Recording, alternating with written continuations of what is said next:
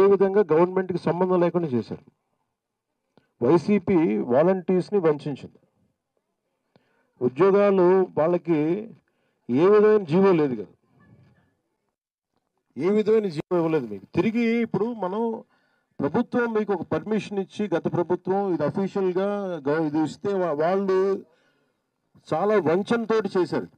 So తిరిగి ఇప్పుడు తీసుకొద్దామంటే అసలు దానికి సంబంధించిన ఏ విధమైన పేపర్ వర్క్ లేదు, ఏ విధమైన పేపర్ వర్క్ లేదు. అదే మన నారా లోకేష్ గారు, గౌరవ మంత్రి నారా లోకేష్ గారు కూడా మేము అందరూ మాట్లాడుకుంటాం అంటే క్యాబినెట్లో ఇది ప్రస్తావనకు వచ్చింది. నేను 2-3 సార్లు ప్రస్తావించాను. ప్రస్తావిస్తేనే అసలు కూర్చోబెట్టి ఏ జీవో అసలు మీరు వీళ్ళ అధికారికంగా ఉన్నారనేది ఎక్కడ అసలు దానికి దాఖలు లేవు.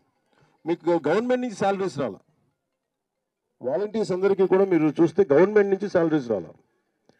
ఇది గవర్నమెంట్ ఉద్యోగాల్లాగా మీకు మిమ్మల్ని భ్రమింపజేసి గవర్నమెంట్ ఉద్యోగాలు లేదు. అది మేము లోపలికి వచ్చాక మాకు అర్థమైంది.